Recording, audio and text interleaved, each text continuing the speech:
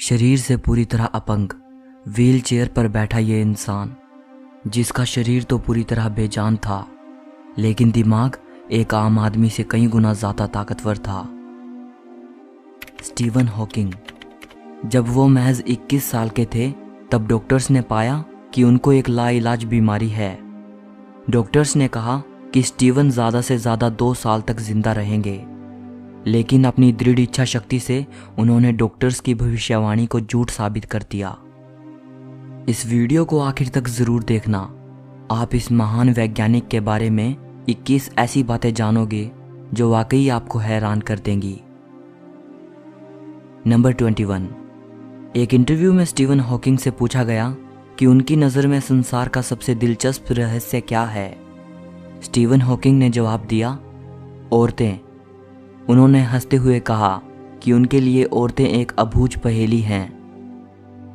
Number 20। Steven Hawking के जन्म और मृत्यु से एक बड़ा संयोग जुड़ा हुआ है। जिस दिन ग्रेट साइंटिस्ट गैलीलियो गैलीली की मृत्यु हुई थी, उससे पूरे 300 साल बाद 8 जनवरी 1942 को स्टीवन हॉकिंग का जन्म हुआ था और दुनिया के सबसे महान साइंटिस्ट एल्बर्ट आइंस्टाइन के बर्थडे वाले दिन स्टीवन की मृत्यु हुई। गजब की बात यह है कि ये तीनों ही अपने समय के सबसे महान साइंटिस्ट रहे। नंबर 19। 2010 में दिए एक इंटरव्यू के दौरान उनसे पूछा गया कि आप अपने बच्चों को क्या सलाह देना चाहेंगे। प्रोफेसर हॉकिंग ने जवाब में कहा, मैं अपने बच्चों को यहाँ 3 अहम सलाहें देना चाहूँगा। पहली, याद रखना, हमेशा ऊपर सितारों की तरफ देखना, नीचे पैरों की तरफ नहीं। दूसरी, काम करना कभी मत छोड़ना, क्योंकि काम तुम्हें जिंदगी का अर्थ और उद्देश्य देता है और बिना काम के जिंदगी खाली है। तीसरी, अगर किस्मत से कभी तुम्हें तुम्हारा प्यार मिल जाए तो उसे कभी मत छोड़ना। नंबर 18। स्टीवन हॉकिंग एक मीडियोकर स्टूडेंट थे। सन 2010 में उन्होंने कहा था कि वो 8 साल का होने तक पढ़ना भी नहीं सीख पाए थे और ग्रेड स्कूल से लेकर उनके ऑक्सफोर्ड जाने तक वो एक लेजी स्टूडेंट थे। I wasn't the best student at all. My handwriting was bad, and I could be lazy. Number 17। एक मीडियोकर स्टूडेंट होने के बावजूद स्टीवन को उनके स्कूली दिनों में आइंस्टाइन कहा जाता था, क्योंकि उनको स्पेस टाइम यूनिवर्स के बारे में गजब की अंडरस्टैंडिंग थी। नंबर 16। एक इंटरव्यू जो ब्रिटिश न्यूज़पेपर द गार्डियन में पब्लिश हुआ था। इस इंटरव्यू के दौरान स्टीवन हॉकिंग ने कहा था कि हमारा दिमाग एक कंप्यूटर है और ये कंप्यूटर तब काम करना बंद कर देता है जब इसके कंपोनेंट्स फेल हो जाते हैं। इसी को मृत्यु कहते हैं। और जो ये मान्यताएं होती हैं कि मृत्यु के बाद भी जिंदगी मिलेगी, स्वर्ग वगैरह, ये सब मान्यताएं लोगों को मौत के डर से दिलासा देने के लिए होती हैं, क्योंकि इंसान इस ख्याल से डरता है कि मौत के बाद मेरी चेतना, मेरी हस्ती का क्या होगा।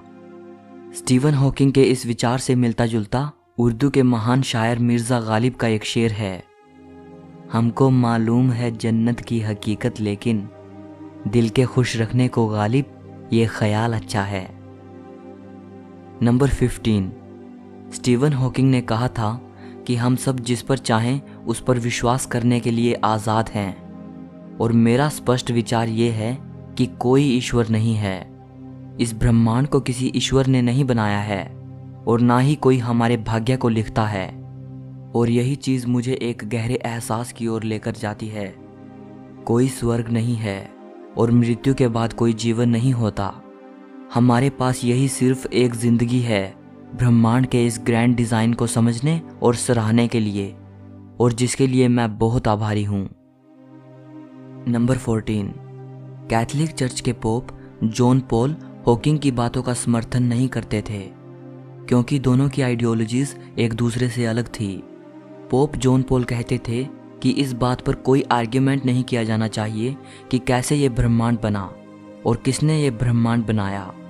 ये साफ है कि भगवान ने ही इसे बनाया है।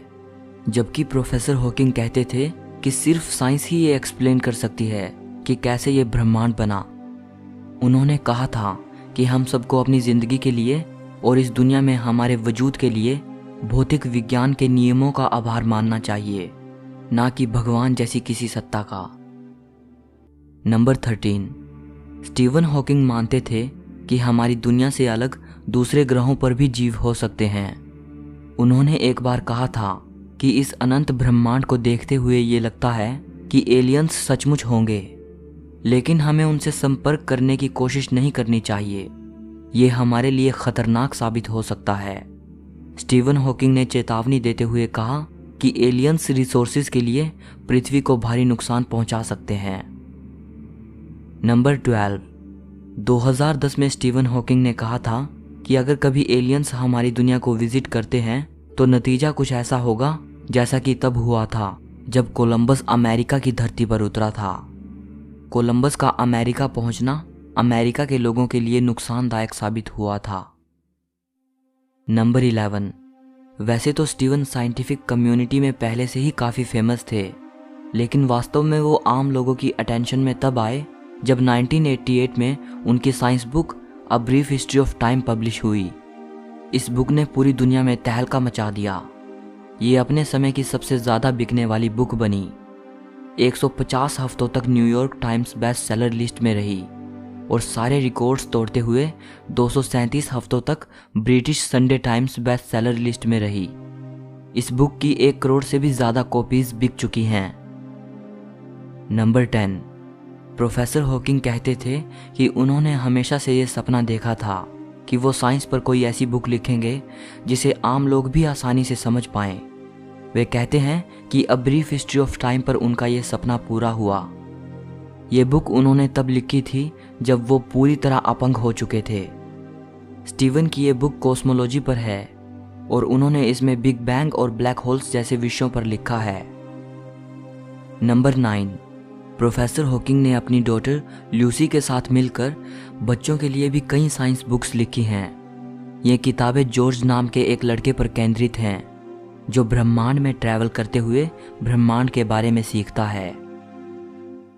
नंबर 8, इतने महान वैज्ञानिक होने के बावजूद और उनकी ग्राउंड ब्रेकिंग डिस्कवरीज के बावजूद भी स्टीवन हॉकिंग कभी नोबेल प्राइज नहीं जीत पाए। नंबर 7, स्टीवन एक फेमस साइंटिस्ट तो थे ही, लेकिन वो बहुत से टीवी शोज जैसे स्टार ट्रेक, द सिम्पसंस और द बिग बैंग थियरी में भी नजर आ चुके हैं। नंबर 6, बीबीसी को दिए एक इंटरव्यू में प्रोफेसर स्टीवन हॉकिंग ने कहा था कि स्पेस में ट्रैवल करने की उनकी लंबे अरसे से ख्वाहिश है। 2007 में उनकी ये ख्वाहिश तब पूरी हुई जब साइंटिस्ट उन्हें एक स्पेस शटल में ले गए और वहाँ स्टीवन को जीरो ग्रेविटी का अनुभव कराया गया।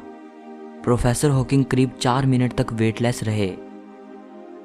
नंबर 5, स्टीवन हॉकिंग ने दुनिया के अंत के बारे में बात करते हुए ये कहा था कि आर्टिफिशियल इंटेलिजेंस, न्यूक्लियर वार, महामारियाँ, क्लाइमेट चेंज और बढ़ती जनसंख्या, ये सभी वो कारण हैं जो दुनिया को अंत की ओर लेकर जाएंगे।